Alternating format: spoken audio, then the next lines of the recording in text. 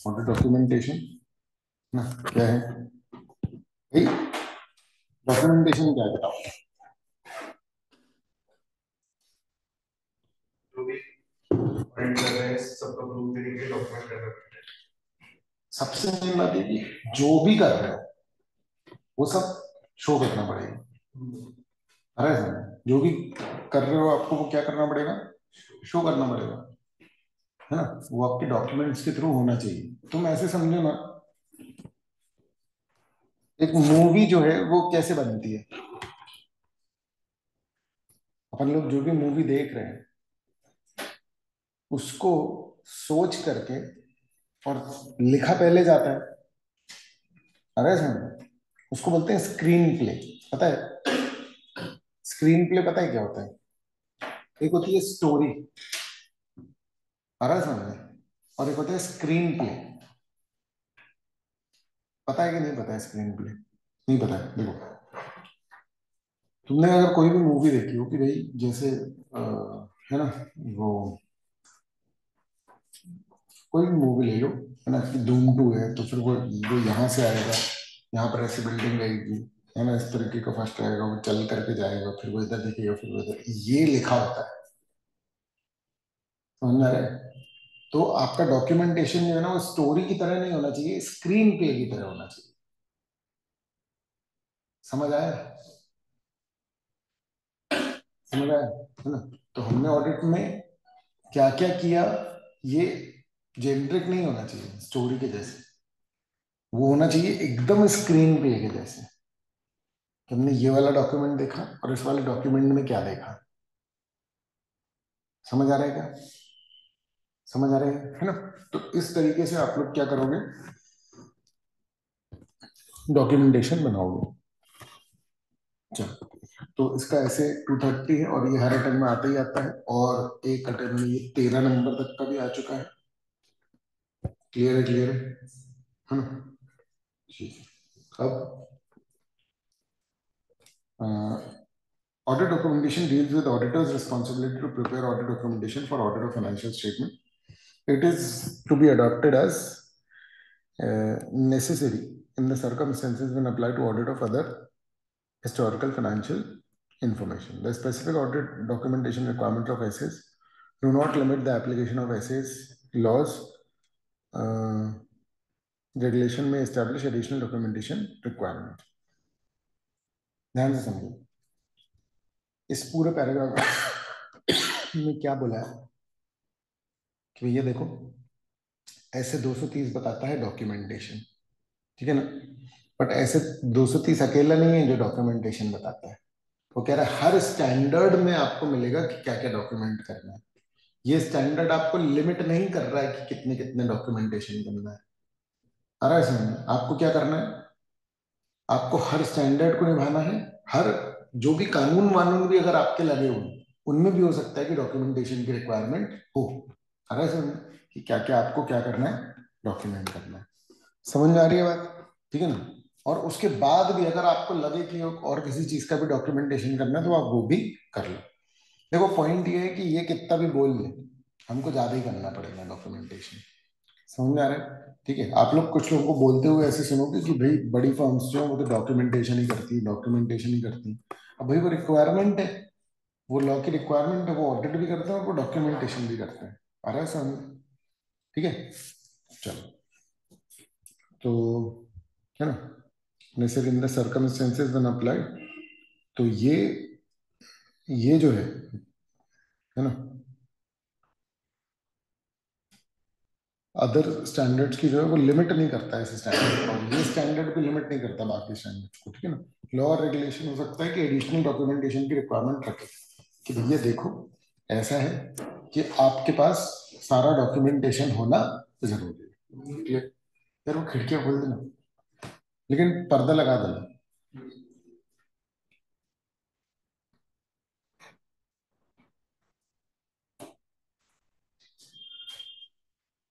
रहने रहने इसी को पूरा खोल दे। हाँ ये भी कहते हैं, वेंटिलेशन हो जाएगा ना।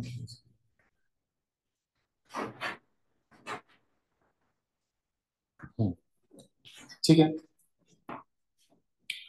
फिर क्या है डेफिनेशन ऑफ ऑडिट डॉक्यूमेंटेशन होता क्या है, वर्किंग पेपर्स या वर्क पेपर ये भी बोलते हैं। समझ में आ रही है बात, है ना? ठीक है, जो ऑडिट एविडेंस है, आप ऐसे समझ लो कि हर एक ऑडिट एविडेंस का क्या होना चाहिए, डॉक्यूमेंटेशन। एविडेंस किसको सेटिस्फेक्शन देता है, ऑडिटर को, कि हाँ भाई सब सही है, ठीक है ना? और फिर उसको क्या कर लो, डॉक्यूमेंट। उसको डॉक्यूमेंट करने का मतलब ये है कि देखो हर एक सबूत की कॉपी मत ले जाओ, पर आप ये लिख भी दोगे ना कि हाँ हमने ये वाला सबूत देखा, तो भी मान लेंगे। और बहुत सारे मतलब आपको क्या करने पड़ेंगे, कॉपीज रखने पड़ेंगे, जैसे अग्रीमेंट है या कुछ भी, उन सबकी कॉपीज भी रखो। बट बहुत सारी चीजों, हर चीज की नहीं है, हर एक वाउचर को थोड़ी ना मैं देखता बैठूंगा, हर एक वाउचर की थोड़ी ना कॉपी ले लूंगा, समझ रहे? कुछ इंपॉर्टेंट वाउचर्स की मैं ले लूंगा, और बाकी सब में मैं ये लिखूंगा कि मैंने वाउचर देखा, और मैं ये भी लिखूंगा कि मैंने वाउचर में क्या क्या नोटिस किया, मैंने डेट चेक की, मैंने ये चेक किया, मैंने वो चेक किया। आ रहा है क्या समझ में? क्लियर है? ठीक है ना? तो record of audit procedure perform, relevant audit evidence obtain और कंक्लूजन्स जिन पर की ऑडिटर पहुंचा। क्लियर है? क्लियर है, जिन कंक्लूजन्स पर ऑडिटर पहुंचा, ठीक है ना? तो प्रोसीजर्स, क्या प्रोसीजर तुमने लगाया, एविडेंस, क्या एविडेंस ऑब्टेन किया, कंक्लूजन। ये एक्चुअली में ना मेरे हिसाब से ये समराइज कर देता है पूरा, ठीक है ना? है ना? PEC, procedure, evidence, conclusion. तो डॉक्यूमेंटेशन में ये चीजें नहीं, ठीक है, ठीक है, ठीक है ना? अब देखो मकसद ऑडिटर का क्या है, सबसे मेन पर्पस डॉक्यूमेंटेशन काय के लिए होता है, एविडेंस ऑडिटर के लिए होता है, डॉक्यूमेंटेशन दूसरों के लिए होता है। समझ गए? समझ गए? डॉक्यूमेंटेशन किसके लिए होता है, चला दो ना, हम ही चला रहे हैं, है ना? डॉक्यूमेंटेशन तीसरे लोगों के लिए होता है, एविडेंस किसके लिए होता है, ऑडिटर के लिए, ठीक है ना? तो sufficient appropriate record four auditors report. आपकी रिपोर्ट का क्या बेसिस है, देखो आप इस बात को समझो, कल को आपका इन्वेस्टिगेशन हुआ, किसका, ऑडिटर। ऑडिटर का, तो उसको क्या क्या चीजें लगेंगी ये साबित करने के लिए कि मैंने ऑडिट अच्छे से किया, उन सब चीजों का क्या होना है, डॉक्यूमेंटेशन। आप ना डॉक्यूमेंटेशन को याद मत करो, डॉक्यूमेंटेशन को समझो कि डॉक्यूमेंटेशन है क्या चीज। और है समझ में, ऑटोमेटिकली तुम्हें ये समझ में आ जाएगा कि मुझे क्या क्या चीजें डॉक्यूमेंट करना है, साहब। और है समझ में, मतलब जितना ज्यादा कर सकते, क्लियर है ना? है ना? अच्छा, और ये जो है ऑब्जेक्टिव, पहला ऑब्जेक्टिव आप रिकॉर्डेड रिपोर्ट के लिए, और ये जो रिकॉर्ड है, ये जो डॉक्यूमेंटेशन है, ये एक एविडेंस है कि भैया ऑडिट प्लान अच्छे से किया गया था, कंडक्ट अच्छे से किया गया था। अरे सर, प्लान और कंडक्ट अच्छे से किया गया था, एसेस के हिसाब से और लीगल रिक्वायरमेंट्स के हिसाब से। समझ में आ रही है बात? क्लियर है ना? प्लान एंड परफॉर्म, ये दो चीजें अच्छे से हुई, ठीक है। दूसरा एसेस के हिसाब से और लीगल रिक्वायरमेंट्स के हिसाब से, मतलब लॉस के रिक्वायरमेंट के हिसाब से, ठीक है। तो ये बैकबोन है ऑडिटर के वर्क की, है ना? Recording what was done, what was found and what conclusions were drawn, है ना? इससे ट्रांसपेरेंसी और अकाउंटेबिलिटी आ जाती है। डॉक्यूमेंटेशन कॉम्प्रिहेंसिव होना चाहिए, जो सारी चीजों को रिकॉर्ड कर लें, फ्यूचर ऑडिट के लिए भी रेफरेंस है ये, और आपने एसेज निभाए हैं, आपने लॉज निभाए हैं, इस बात का भी रिकॉर्ड है। अरे सर, स्पेसिफिक लॉज में एडिशनल रिक्वायरमेंट्स हो सकती है डॉक्यूमेंटेशन की, जो कि ऑडिटर को निभानी है। अरे सर, अल्टीमेटली ऑडिट डॉक्यूमेंटेशन बहुत इंपॉर्टेंट टूल है for ensuring quality and credibility of financial statements.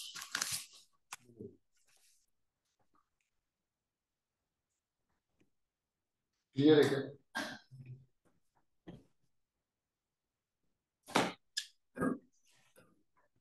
मुझे मॉड्यूल दो ना, मॉड्यूल है।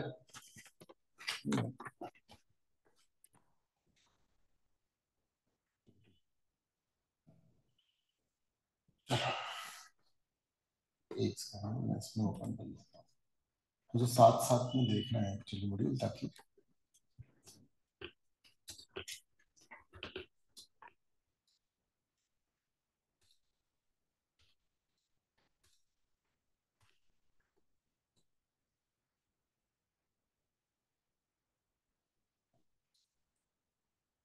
पेपर 5 है ना?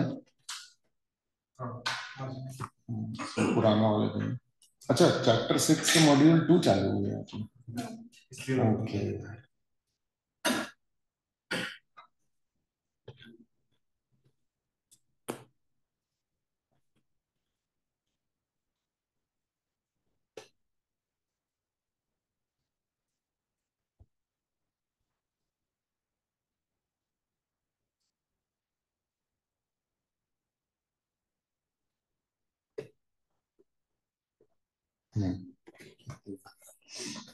हाँ, नेचर ऑफ ऑडिट डॉक्यूमेंटेशन क्या है?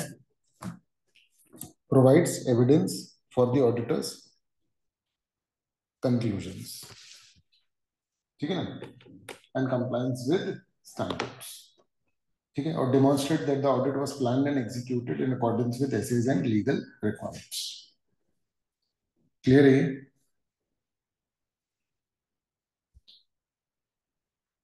ये देख रहे हो टॉपिक नंबर 1.5? ये आया था एमबीटीएस, बताया था ना मैंने, मई 2013 के पेपर में ये क्वेश्चन आया था शॉर्ट नोट, और इसमें लोग डॉक्यूमेंटेशन वर्ड लगाने दिए गए थे, और मुझे टॉपिक के साथ याद था, मतलब मैं 11 साल पहले की बात कर रहा हूँ, मुझे टॉपिक के साथ तक याद है चीजें, इसलिए मैं उसको देख करके ही समझ गया था कि ये एक्चुअली वो पेपर में गलती है। और फिर जब उसके सजेस्टेड आंसर इशू हुए थे, उसमें उन लोगों ने लिखा था डॉक्यूमेंटेशन। समझ लो, अब तो खैर हटा भी दिया उन लोगों ने साइट से, क्योंकि अब वो पुराना हो गया, लेकिन किसी भी साइट में ना तुमको मिल जाएगा प्रीवियस पेपर्स, अगर तुम देखोगे ना, है ना, तो हो सकता है कि मई 2013 का पेपर अगर तुमको मिल जाए तो तुम उसमें देखो, ठीक है। बहुत ही खतरनाक था, सबका गलत हो गया होगा, क्योंकि भैया सब form extent and content of audit लिखेंगे ना, फिर तुम ये कैसे डिसाइड कर पाओगे कि डॉक्यूमेंटेशन है वहां पर? कोई कैसे सोच पाएगा, बच्चा पहली बार ऑडिट पढ़ रहा, अरे ऐसा नहीं, ठीक है ना, बहुत ही गड़बड़ है। चलो ठीक है, चलो, what does audit documentation primarily include?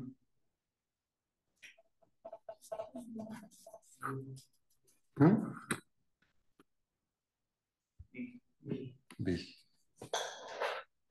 which of the following is not an objective?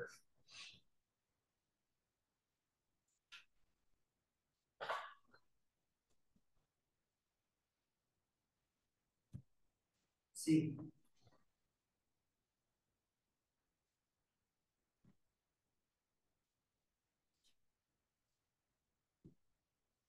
ठीक है, फिर what is another term for? ठीक है, what role does audit documentation play in the audit process?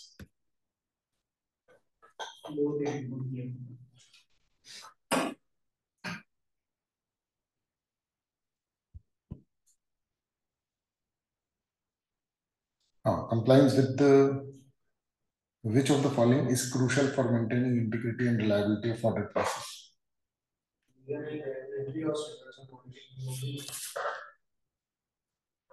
Standards और ऑडिटिंग।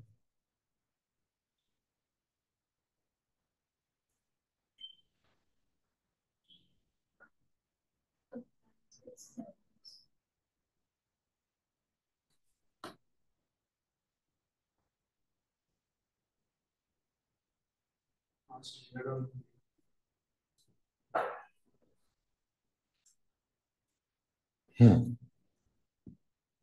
ठीक है। अच्छा, legal requirement भी आपको निभानी होती है कंप्लायंस में पर, ठीक है, चलो, what may establish additional documentation requirement apart from SS? Laws और रेगुलेशंस। ठीक है, अच्छा, what is the ultimate purpose of audit documentation?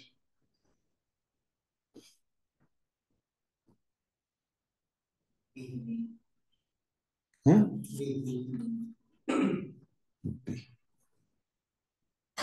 ठीक है, चलो अब नेचर ऑफ ऑडिट डॉक्यूमेंटेशन क्या है? तो it provides evidence for auditor's conclusion and compliance with standard. Demonstrates that audit was planned and executed in accordance with SAs and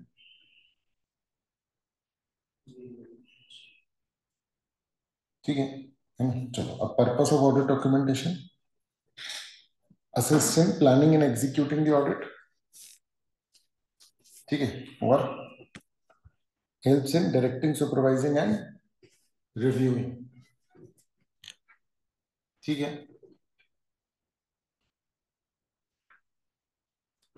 directing कैसे? Documentation के through ही जितने सीनियर्स होते हैं वो बताते हैं कि भैया देखो ऐसे ऐसे करना है। सुपरवाइजिंग, जो भी बच्चा वर्क परफॉर्म करके लेके आया उसका क्या कर सकते हैं, चेकिंग कर सकते हैं। और रिव्यूइंग, देखो रिव्यूइंग वही हो गया, सुपरविजन ये हो गया कि भाई करते समय भी कंट्रोल कर सकते हैं कि देखो ये कर लाना, आ रहा है समझ, ठीक है ना। ये सब किसके थ्रू हो सकता है? डॉक्यूमेंटेशन के थ्रू। क्लियर है ना? अकाउंटेबिलिटी, अकाउंटेबिलिटी मतलब एक रिस्पॉन्सिबिलिटी टाइप हो जाती है। क्यों? क्योंकि हर डॉक्यूमेंटेशन में क्या होता है, कौन सा कागज किसने बनाया उसका नाम वाम साइन वाइन होता है। हाँ, अरे समझ, वो पर्टिकुलर पर्टिकुलर असिस्टेंट्स को इशू होता है। ये पूरा का पूरा अ, अभी तो जो इसमें सारी बातें होंगी, मतलब ऑडिट प्रोग्राम से लेकर के सब चीजों की, ठीक है ना। फ्यूचर रेफरेंस के लिए जरूरत पड़ती है इसको, फ्यूचर ऑडिट्स के लिए। क्लियर है ना? अच्छा, क्वालिटी कंट्रोल रिव्यूज के लिए जरूरत पड़ती है। क्वालिटी कंट्रोल रिव्यूज क्या होते हैं?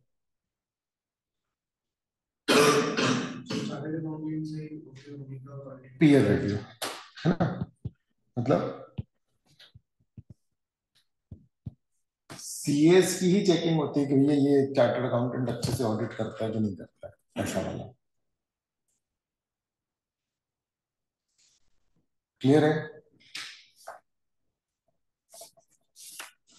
ठीक है ना।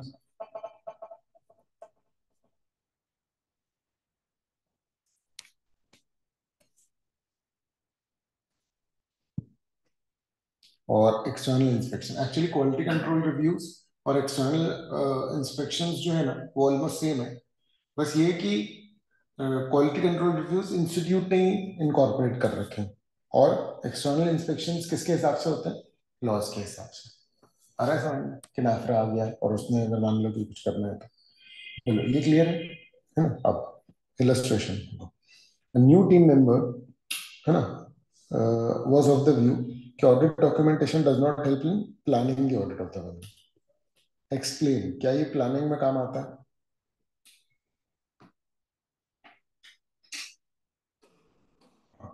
बहुत ही कॉमन है।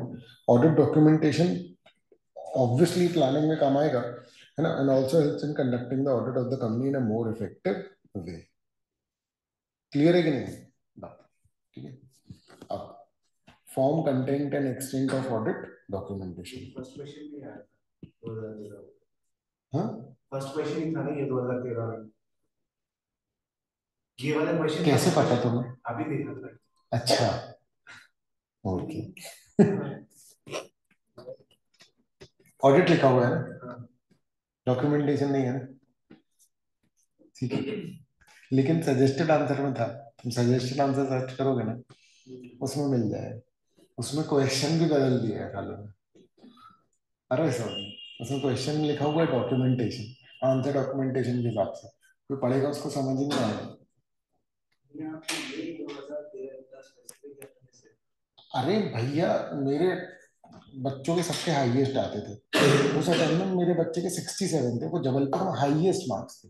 But I was not at all satisfied क्योंकि 80 मार्क्स कम से कम जाने थे। तो मैंने पूरी, मैं सब देखता था कि भैया ऐसी क्या कमी रह गई, मतलब कि क्या रह गया कि जो मैंने नहीं करवाया। तो फिर मुझे समझ में आया कि यार अपनी प्रॉब्लम नहीं है, इंस्टीट्यूट की प्रॉब्लम है। मतलब मैंने कहा कि भैया अपन और क्या इंप्रूव करें। जस्ट स्पेशल अटेम्प्ट में 82 आए एक बच्चे के, इसमें 67 आ रहे। कोई स्कोर नहीं कर पा रहा ना, वो हाईएस्ट 67 जा रहा है, मतलब कोई स्कोर नहीं कर पा रहा। तो ऐसा हो क्यों रहा है, चक्कर क्या है? इसलिए ठीक है ना, इसलिए मैंने पूरी वो करी थी, तो मेरे बहुत दुखी था, मतलब बहुत खार खा गया था मैं कि भैया तुमने इस क्वेश्चन को ऐसा बना दिया कि अब कोई भी आंसर करे सबके बराबर मार्क्स आएंगे। हम्म।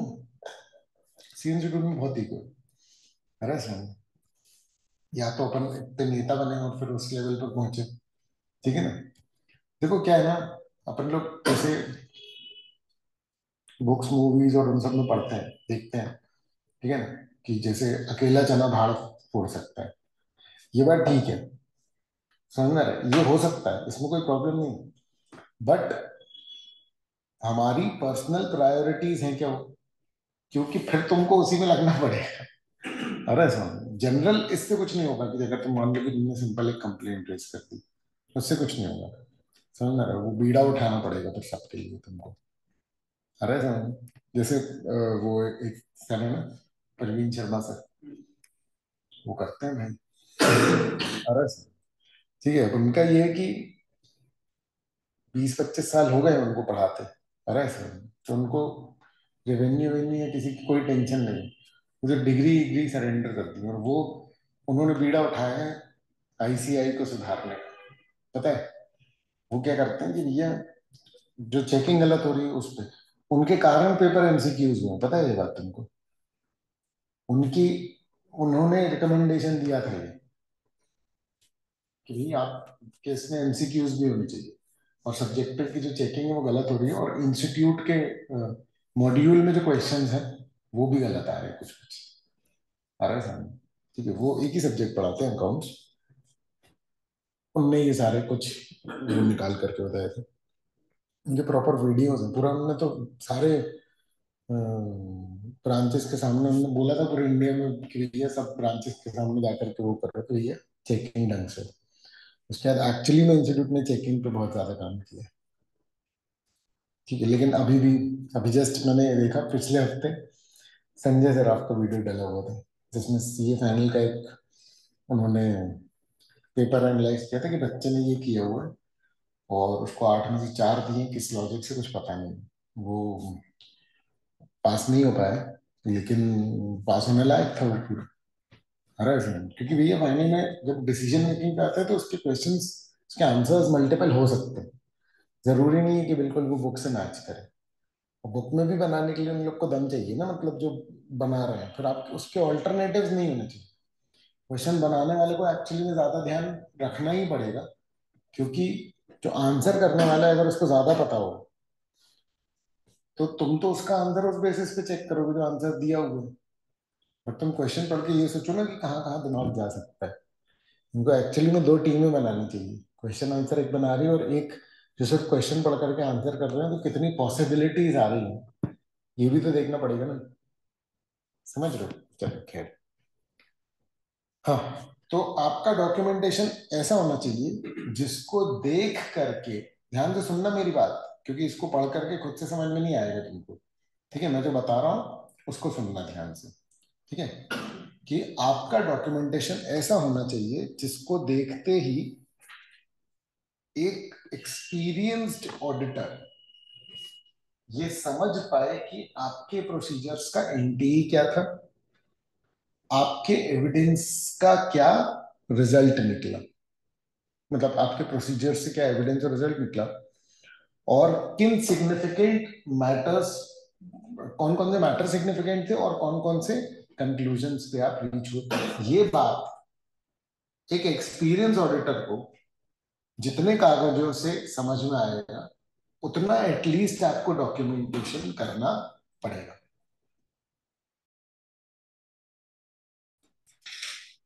क्या करना पड़ेगा, nature, timing and extent of audit documentation, है ना, तो इसमें सबसे पहले क्या बोल दिया कि ऐसा रखो जिससे कि एक एक्सपीरियंस ऑडिटर को ये सब पता लग जाए, क्लियर है, क्लियर है ना,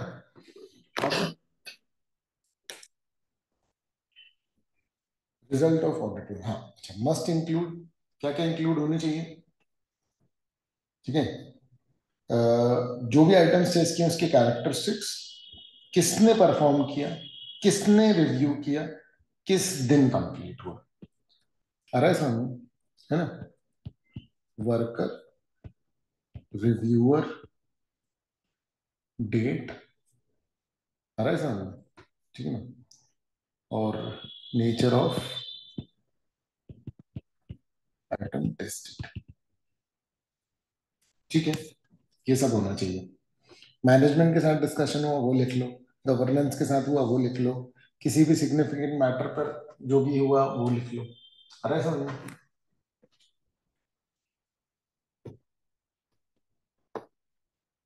क्लियर है ना? जब भी कभी इनकंसिस्टेंसी मिली उसको कैसे हैंडल किया वो लिख लो।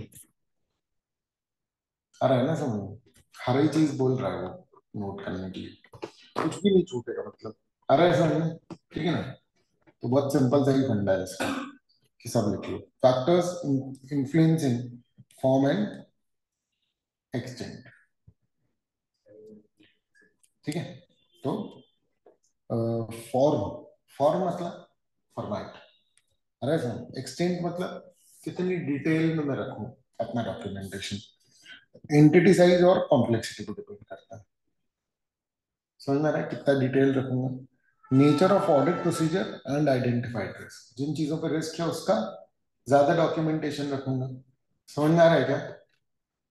क्लियर है? और सिग्निफिकेंस ऑफ ऑडिट एविडेंस, ये एविडेंस कितना इंपॉर्टेंट है, एंड एक्सेप्शंस, मतलब अरे जो भी चीज नॉर्मल उसके साथ नहीं इनकंसिस्टेंसी टाइप का। क्लियर? इन सारी चीजों का आप क्या करेंगे? Documentation. Need to document conclusion और बेसिस, किस कंक्लूजन पे पहुंचे और कैसे पहुंचे, ये सब आपको क्या करना पड़ेगा बेटा? एक्सप्लेन करना पड़ेगा। बोलो बोलो, क्लियर है क्या ये? अब एग्जांपल्स, ठीक है? एग्जांपल, तो रिकॉर्डेड ऑन पेपर और इलेक्ट्रॉनिक मीडिया,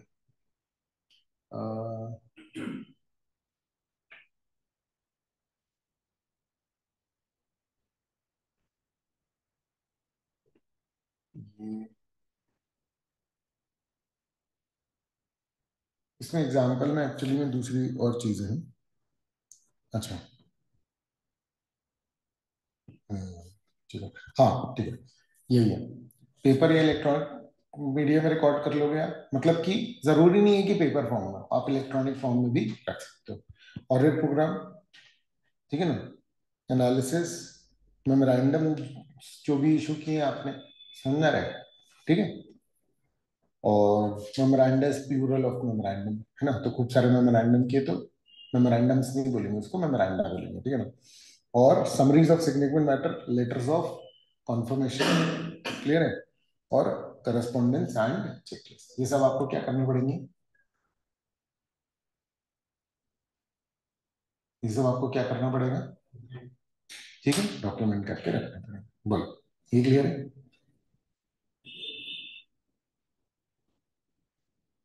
ठीक है, ये एग्जांपल्स है ना? अच्छा, may include copies of entities record, है ना, but not a substitute for accounting record. इसका मतलब क्या है? पता चला ऑडिटर ने कुछ बनाया तो वो अकाउंटिंग रिकॉर्ड का सब्स्टिट्यूशन बना रहा है, कह रहे हाँ ये सही रहेगा, ये आपके पास है, कोई दिक्कत नहीं। मतलब आप अकाउंटिंग के लिए ऑडिटर के पास नहीं भेजोगे कभी, ऑडिटर का पूरा डॉक्यूमेंटेशन उसका खुद का है और अलग। अकाउंटिंग वर्क का सब्स्टिट्यूशन ऑडिटिंग नहीं हो सकता, कह रहे ये तो ऑडिट में पता लग जाएगा, ये तो ऑडिट में हो जाएगा, हम सिर्फ चेकिंग करने आए हैं, हमको अकाउंटिंग करने नहीं आए। लोकल लेवल पर अलग चलता है, बहुत सारे क्लाइंट का इनकम्प्लीट होता है, लेकिन प्रैक्टिकली जो लिखा हुआ है बुक्स में उसके हिसाब से भैया हम ये नहीं कर आएंगे, ठीक है? क्या ये क्लियर है ना? चलो, excludes superseded drafts, incomplete notes और डुप्लीकेट्स, ठीक है ना? जितनी भी चीजों में थोड़ा भी ओवर राइटिंग कुछ भी इस तरीके का वो सब आप करो, क्योंकि इन सारी चीजों को आपने कैसे हैंडल किया आपको ये कल को बताना पड़ सकता है, आपके ऊपर बात आई तो। क्या ये क्लियर बच्चों? बोले बोलो, ठीक है ना? तो ये मल्टीपल पर्पसेस सर्व करता है ना? क्वालिटी कंट्रोल और फ्यूचर ऑडिट्स के लिए भी, डिटेल्ड होना चाहिए ताकि पूरी क्लियर अंडरस्टैंडिंग मिले किसकी, ऑडिट प्रोसीजर्स की, फाइंडिंग की, सिग्निफिकेंट डिस्कशंस की। ठीक है ना। वेरियस फैक्टर्स इन्फ्लुएंस करते हैं, और स्पेसिफिक ऑडिट में हर ऑडिट के अलग डॉक्यूमेंटेशन बनेंगे कुल मिलाकर के। ठीक है। अच्छा, एग्जांपल्स इसके क्या हैं, बहुत सारे हैं। ठीक है। क्लियर, आप इसको पेपर फॉर्म में भी रख सकते हो और इलेक्ट्रॉनिक फॉर्म में। ये क्लियर है ना, ये एज इट इज आपका उसमें बना हुआ है मॉड्यूल में, तो हमने इसमें भी इंक्लूड कर दिया। क्लियर है। ठीक है ना। अब MCQs, what is the primary purpose of audit documentation?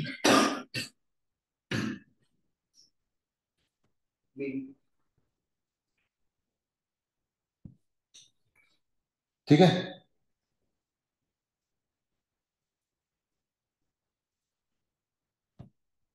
हम्म हम्म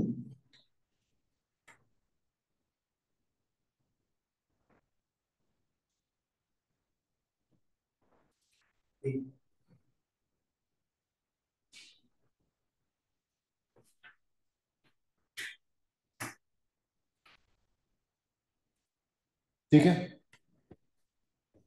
फिर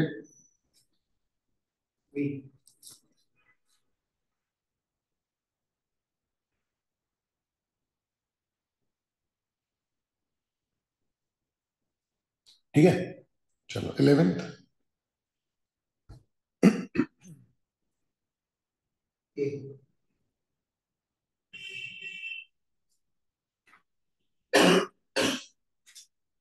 ठीक है। हम्म, फिर 12th का।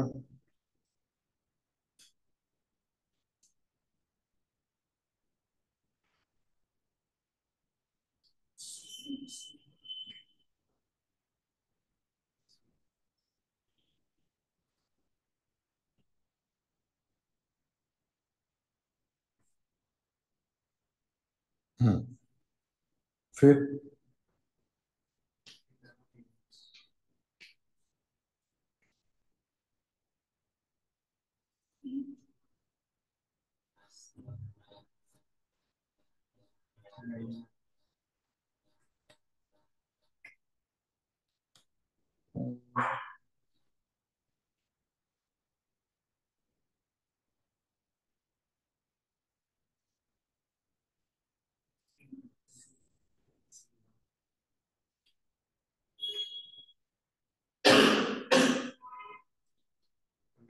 अच्छा, with in the audit form, हाँ CO।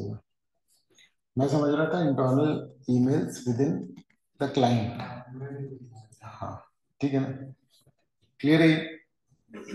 ठीक है। हाँ, फिर व्हाट में ऑडिट डॉक्यूमेंटेशन इंक्लूड?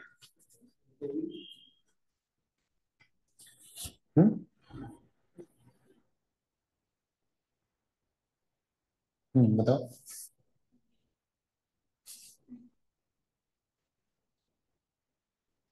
क्या।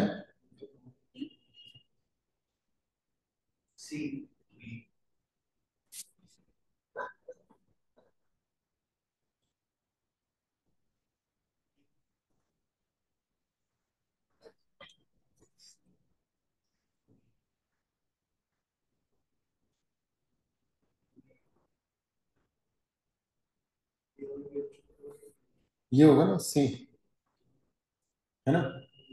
क्या बोल रही थी तुम? D वाला अकाउंटिंग रिकॉर्ड्स, मतलब जो भी है उसकी कॉपी रखी जाएगी। ठीक है ना। अच्छा, इसमें मे लिख दिया है ना, तो फिर तो D भी हो जाएगा, तो फिर तो कुछ भी हो जाएगा। अरे बट ये तो होता ही है इसका पार्ट, अकाउंटिंग रिकॉर्ड की कॉपीज में रखता हूँ। अरे समझ, ठीक है ना। और मैं तो ना, देखो समझो, सब रख लूंगा मैं documentation, but external inspection report मुझे मिलेगी नहीं नॉट में। आ रहा है समझ में? ठीक है ना। मिल जाए तो मैं वो भी डॉक्यूमेंटेशन, क्योंकि मेरे को सबूत जितने भी तरीके से मिला, क्या ही दिक्कत है। क्लियर है। चलो, what is not a purpose of audit documentation? वाह, क्या बात है। आ रहा है समझ में? स्टॉक मार्केट ट्रेड्स, ठीक है। उसके बाद फिर Nature of activities. What factor influences form and extent Legal and regulatory. Legal and regulatory requirement. ठीक है, और 17th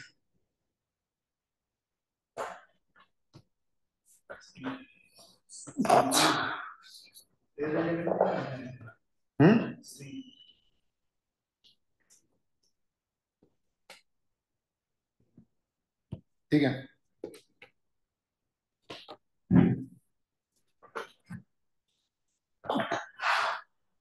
ठीक है,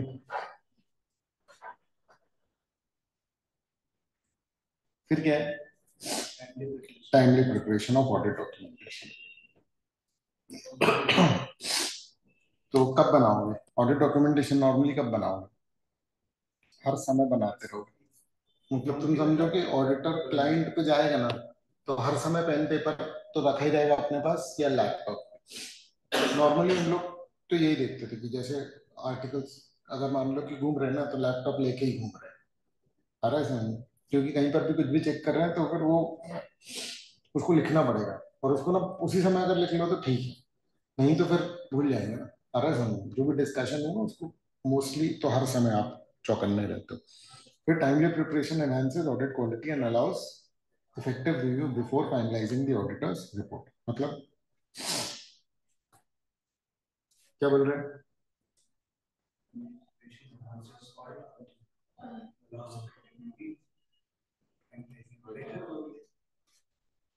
ऑडिट क्वालिटी की इम्प्रूव करता है ना, जिस समय पर को जो फाइंडिंग्स करी थी वो डॉक्यूमेंट करती है। मतलब इसमें ना ये साइड हेडिंग्स दिखाई दे रहा ये कर लो, है ना, इफेक्टिव रिव्यू। ठीक है ना?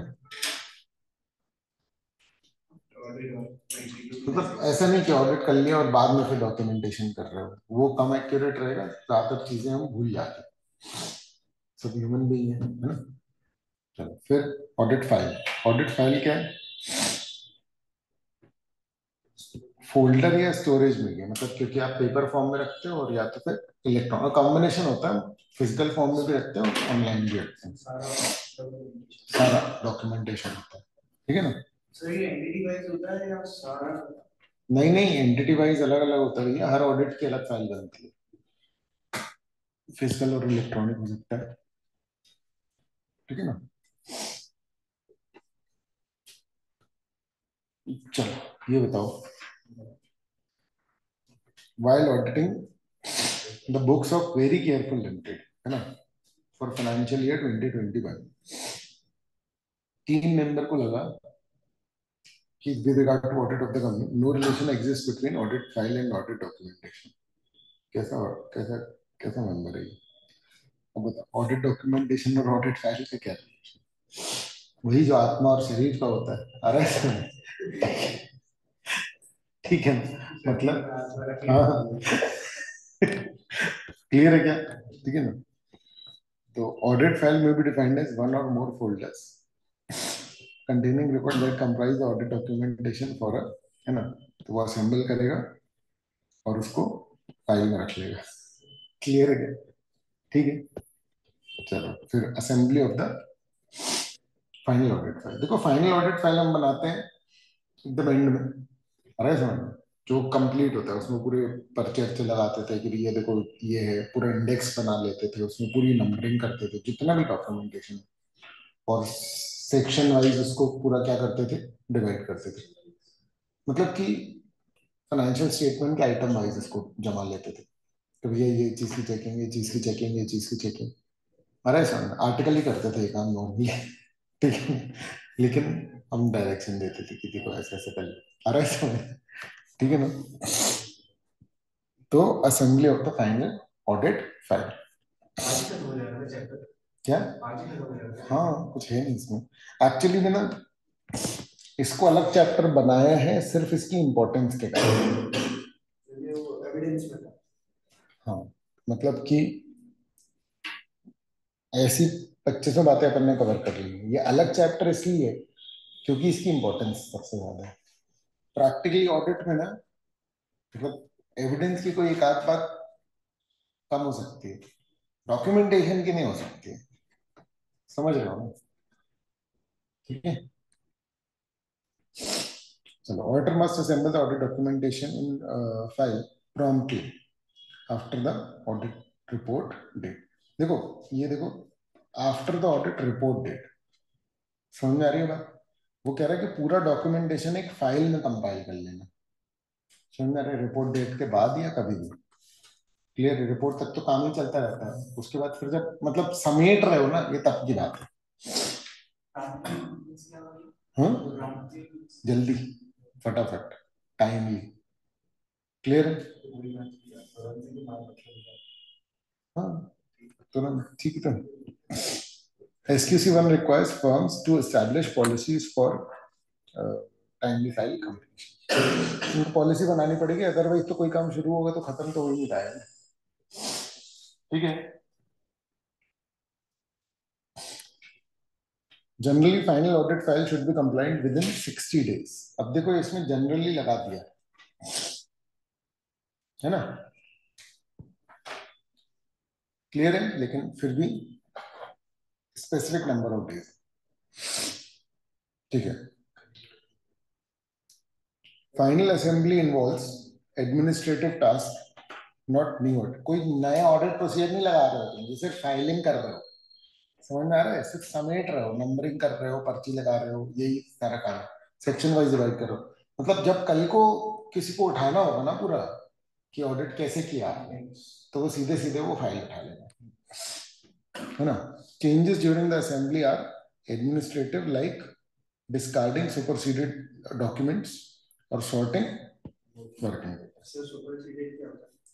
सुपरसीडेड मतलब, देखो, मान लो कि मैंने पहले कोई एक सबूत लिया, फिर मैंने जब चेकिंग की उसमें गड़बड़ निकला, तो क्या हुआ कि उसमें चेंज हुआ, तो मैंने उसका दोबारा प्रिंट लिया और फिर मैंने उसको भी लगाया, तो ये देखो, पहले ये था और फिर ये हुआ।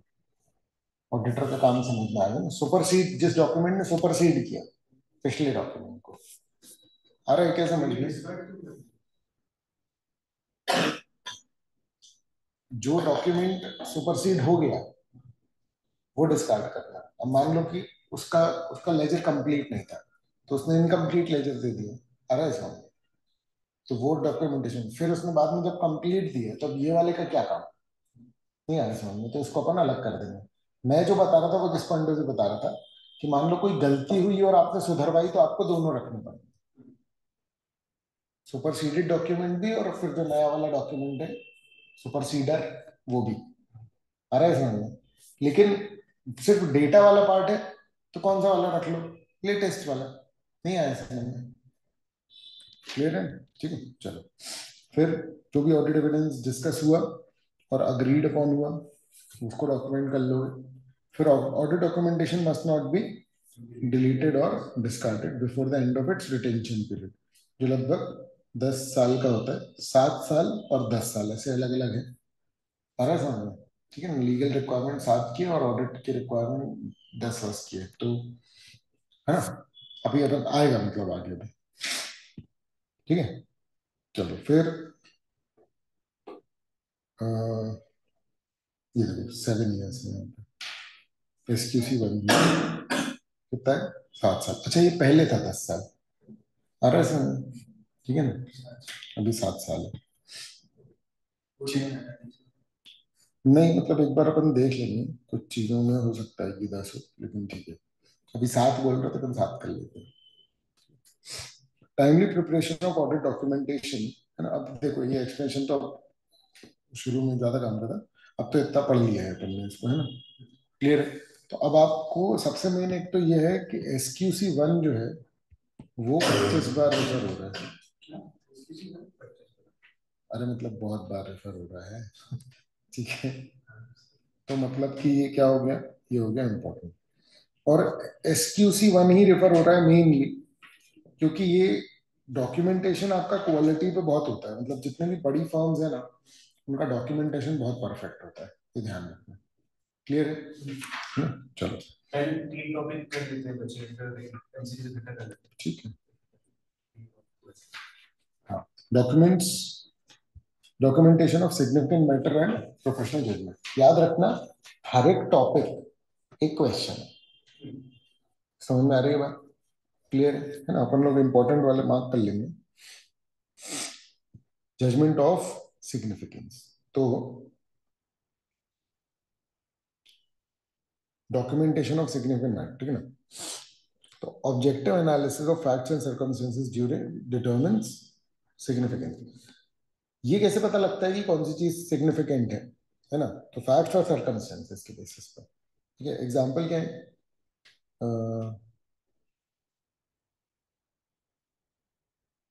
Indicating potential metal statement, causing difficulties in applying audit procedure, है ना? और रिजल्टिंग इन मॉडिफिकेशन, मतलब जिन चीजों से पॉसिबल मिसस्टेटमेंट आए वो सिग्निफिकेंट हो गया, जिन चीजों के कारण में जो ऑडिट प्रोसीजर लगाने में दिक्कत आए वो सिग्निफिकेंट हो गया, जिन चीजों का अफेक्ट ओपिनियन तक जाए वो सिग्निफिकेंट हो गया। ये एग्जांपल्स है, समझ गए? क्लियर है ना? ये 3 पॉइंट्स ध्यान रखना। प्रोफेशनल जजमेंट, ठीक है ना? तो extent of professional judgment exercise influence documentation, ठीक है? मतलब जितना ज्यादा जजमेंट उतना ज्यादा डॉक्यूमेंटेशन, समझ गए? ऐसे लिख लो, है ना? मोर जजमेंटल, मोर डॉक्यूमेंटेशन। देखो, जैसे 15 दिन के अंदर अंदर ना पीएफ का पैसा जमा हो जाना चाहिए, ठीक है? तो 15 दिन के अंदर हुआ ठीक, 16 दिन के अंदर हुआ गलत। ये क्या है? ऑब्जेक्टिव बात है। ऑब्जेक्टिव बात है, बिल्कुल परफेक्ट, सही समझ रहे हो तुम, मैं कहाँ जा रहा हूँ। क्लियर है ना? लेकिन अगर मान लो कि हम बात करें किसकी, प्रोविजन फॉर डाउटफुल डेट्स, ये क्या है? सब्जेक्टिव। जजमेंटल। तो इसका मतलब तुमको किसके लिए डॉक्यूमेंटेशन ज्यादा करना पड़ेगा? प्रोविजन के लिए। जितनी भी सब्जेक्टिव चीजें चेक करोगे उसमें जजमेंट लग रहा है, समझ आ रहा है, तो उसका डॉक्यूमेंटेशन ज्यादा होगा। उसका क्यों, रीजनिंग, दुनिया भर का फलाना ढिमकाना सब करना पड़ेगा। नहीं आया समझ में? ठीक है ना? और इसीलिए तो आपका बाकी का ऑडिट और कंपनी ऑडिट डिफरेंट है। समझ में आ रही है बात? क्यों? क्योंकि बाकी का पूरा ऑडिट जो है वो सब्जेक्टिव है, लेकिन जो कंपनी ऑडिट है वो ऑब्जेक्टिव। ये डॉक्यूमेंट 30 दिन के अंदर सबमिट करना है, दैट्स इट। अरे सर, यहाँ हम वही चीज पढ़ेंगे तो हम बोलेंगे कि देखो रीजनेबल पीरियड में कर दो। अब रीजनेबल क्या है, वो जगह वो सिचुएशन के हिसाब से बदल जाता है। तो ये अलग अलग सिचुएशन में ज्यादा दिन में करना पड़ेगा और ये कुछ कुछ सिचुएशन में कम दिन में करना पड़ेगा, ऐसे हो जाता है इसमें। आ रहा है क्या समझ में? तो फिर वो भी ध्यान रखो, सर्कमस्टेंसेस भी ध्यान रखो, तो इसलिए इसमें पंचायत होती है। चलो, documentation of significant professional judgment reinforces the quality of judgment and explains auditors conclusion. ऑडिटर किसी नतीजे पर पहुंचा था, कैसे पहुंचे? क्लियर है? कंप्लीशन मेमोरेंडम और ऑडिट डॉक्यूमेंट समरी। मेरे पास ना हर एक का डॉक्यूमेंटेशन जो है वो पड़ा हुआ है, मतलब हर एक कागज ये जो है वो पड़ा हुआ है, ठीक है? इसमें बहुत ज्यादा चेंजेस नहीं आए, क्योंकि उसी समय सबसे ज्यादा चेंजेस आए थे 2009-10 के बाद, क्योंकि सत्यम का केस होने के बाद एकदम से इंडस्ट्री पूरी हिल गई थी। अरे सामने फाइनेंशियल सर्विसेज वाली, क्योंकि फिर ये हो गया कि भैया क्या पता क्लाइंट क्या डेटा दे रहा है, ऑडिटर को पता ही नहीं चल पाता है तो क्या। अरे सामने तभी नाफरा भी बना था। चलो, कंप्लीशन मेमोरेंडम क्या है? ऑडिट डॉक्यूमेंटेशन समरी क्या है? Describing significant matters identified during the audit and how they were addressed. यानी इसमें मेन क्या हो गया? Significant matters, aids effective and efficient review and inspection of audit documentation, especially for complex audit. तो पूरी summary है कि देखो हमने डॉक्यूमेंटेशन में क्या क्या किया, क्या क्या चीजों को हमने डॉक्यूमेंट किया, ठीक है ना? और helps auditor consider significant matter and achieve overall audit objectives. मतलब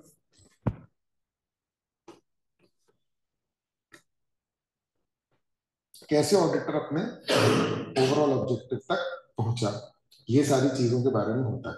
देखो ये बहुत ही सब्जेक्टिव है ये, तो ये याद कर लेना। अरे समझ में, देखो सेपरेट क्वेश्चन है, जनरिक बातें आप लिखे ही आओगे।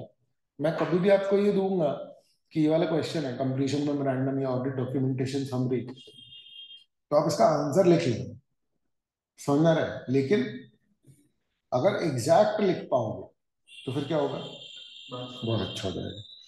ठीक है ना। इसकी सबसे पहली लाइन सबसे ज्यादा इंपॉर्टेंट, सिग्निफिकेंट मैटर्स क्या क्या आइडेंटिफाई हुए और उनको किस तरीके से एड्रेस किया गया।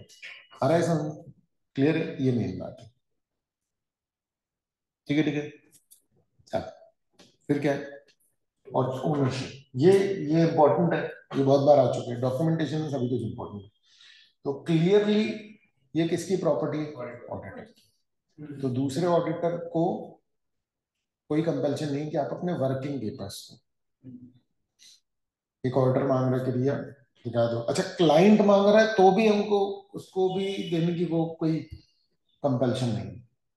क्लाइंट कह रहा है भाई हमारे से ही रिकॉर्ड करके ले गया, हम कह रहे हैं हाँ लेकिन ये हमारा डॉक्यूमेंटेशन, उनको नहीं देना तो नहीं देना। समझ में आ रही है बात, मतलब क्लाइंट का रिकॉर्ड का मैं ले गया, क्लाइंट के रिकॉर्ड से ही तो बनाया ना मैंने डॉक्यूमेंटेशन, उसी के बारे में तो है। कह रहा है यार ये समझे हमको भी दे रहा, हम कह रहा हम नहीं दे रहे, तो कुछ कर लेगा वो ना, प्रैक्टिकली आ रहा है समझ। हाँ हाँ, कि नहीं मतलब उसकी कॉपी ना कि भैया हमने अच्छा बना लिया, तो उनको भी नीड पड़ती है, तो वो लोग कह रहे भाई ये बहुत बढ़िया है, ये आप हमको दे दो। वैसे ज्यादातर काम उनको ही करना होता है। ठीक है ना। अच्छा, पोर्शन और extract may be disclose to client, ये बहुत क्लियरली ये सब्जेक्टिव की तरफ आता है, ये मतलब पूरा केस की तरह आता है, ये इंपॉर्टेंट मार्क कर लो।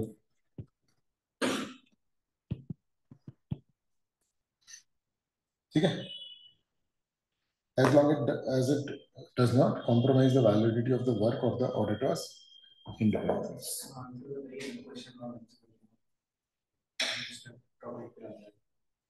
इसके इसका केस ऐसे आता है कि भाई देखो फलाना फलाना ऑडिटर था, उसने क्लाइंट का ये रिकॉर्ड बनाया डेटर्स का, और फिर जो क्लाइंट है उसने बोला कि अरे ये हमारा बहुत क्रूशियल रिकॉर्ड है, ये आप नहीं ले जा सकते, तो आप चेक कर लो, लेकिन उसके बाद फिर आपको पूरा हमारे पास सबमिट करना पड़ेगा। और ऐसा नहीं, ठीक है ना। तो उसको लेकर के डिस्कशन हो रहा है, और क्लाइंट ऐसा ऐसा बोल रहा है, बताओ ऑडिटर का टेक क्या है। क्वेश्चन समझ गए। आंसर में तुमको यही लिखना है कि भैया देखो audit documentation is the property of auditor. ठीक है, फिर कुछ बातें लिख सकते हो कि भैया डॉक्यूमेंटेशन ऑडिटर के सबूत के लिए होता है, इसलिए क्लाइंट उसको रोक नहीं सकता कोई भी डॉक्यूमेंटेशन को अपने ऑफिस ले जाने से। अरे समझ ये प्रॉपर लीगल रिक्वायरमेंट है। और फिर ये वाली लाइन है कि पोर्शन और extracts may be disclosed to client at auditor's मर्जी। समझ में आया? जब तक कि वो it does not compromise the validity of the work of the auditor's independence, मतलब कि वर्क की वैलिडिटी ना वो हो जाए, पता चला हमने कुछ दिया और हमने फिर उठा के अकाउंट्स ही चेंज कर दिए, तो आ रहा है सर।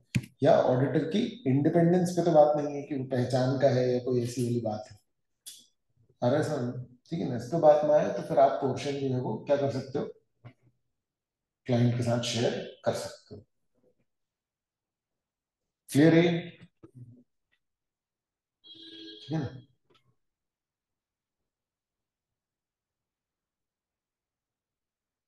इतने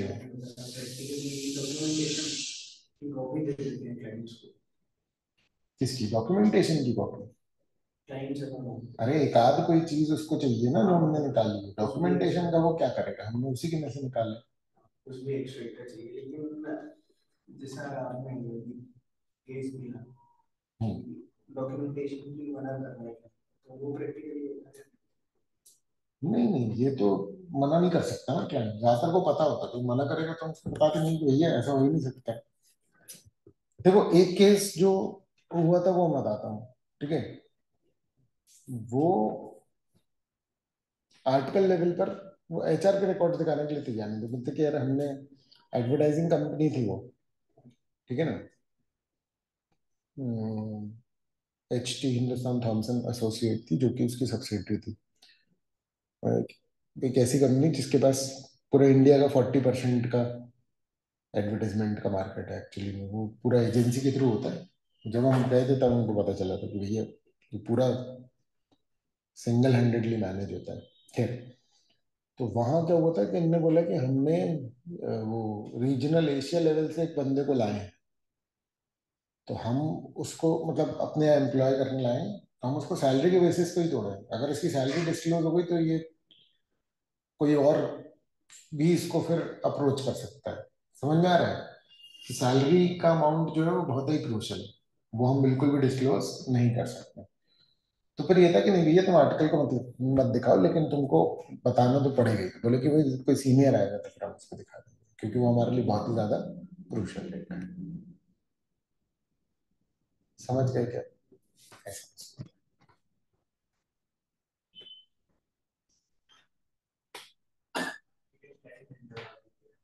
हाँ? हम लोग का बस तुम समझो ना कि भाई क्लाइंट का बिजनेस ही अगर इतना क्रूशल है, समझ रहा है कि सैलरी डिस्क्लोज अगर हो गई तो कोई और उससे थोड़ी सी और सैलरी देगा। अरे भाई टेंडर टेंडर नहीं दिखाते जैसे मूवी कि किसी को टेंडर पता लग गया तो वो उससे बस 1 रुपए ज्यादा कोट कर लेगा, 1 रुपए कम कोट कर लेगा और उसको मिल जाएगा फिर क्लाइंट। वो तो ऑटोमेटेड होता है, टेंडर 1 रुपए कम हो तो खुद ले लेता है वो।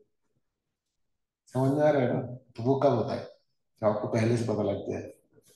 तो ये बात फैल तो सकती ही है ना कहीं से कहीं तक। तो उनका ये रहता है कि भैया कितने कम से कम लोगों को पता हो उतना सही है। ठीक है।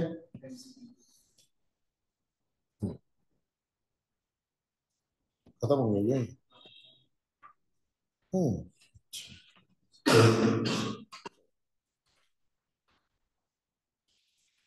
बताओ।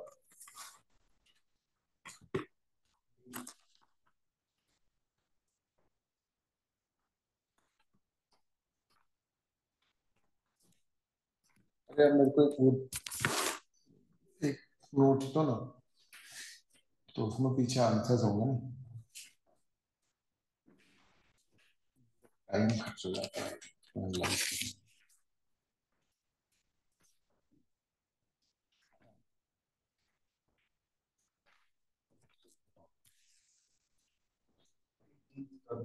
18th का बी, 19th का बी, ठीक है। 20 का after the audit report, 21 with in 6 days, 22 administrative task और 23। अच्छा।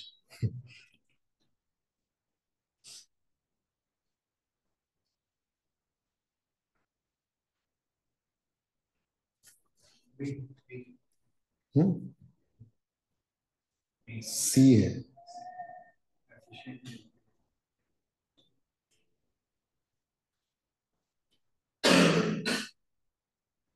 एंगेजमेंट टीम के साथ क्यों डिस्कस कर रहे हैं? रिव्यू के लिए ना, टीम का ही तो रिव्यू होगा। ठीक है।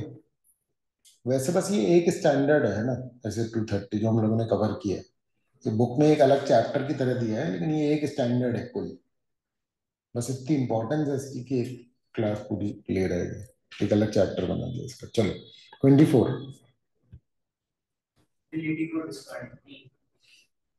ए, फिर 25 SQC1,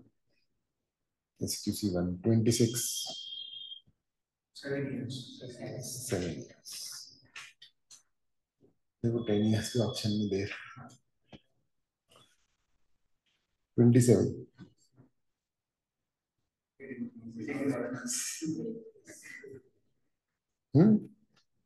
अच्छा। ठीक है।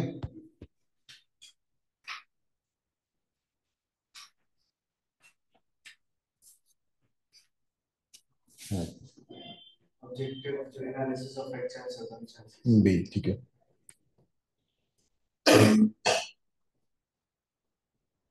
29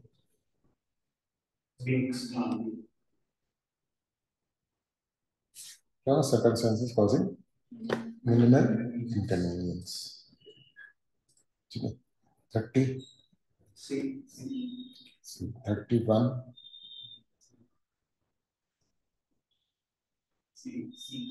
C. 32. Creating unnecessary labor. B. 33. All the same. 34.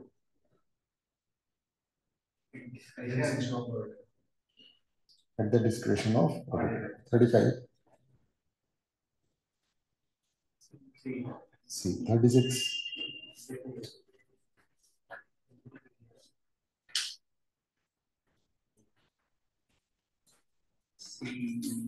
C.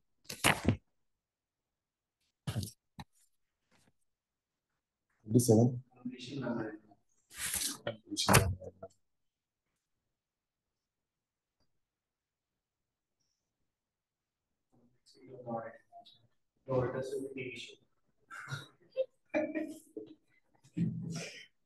$38 का C. 39 का belongs to auditor. है property of the auditor. C.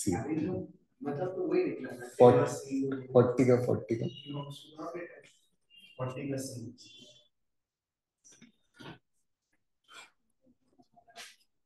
चलो ठीक है।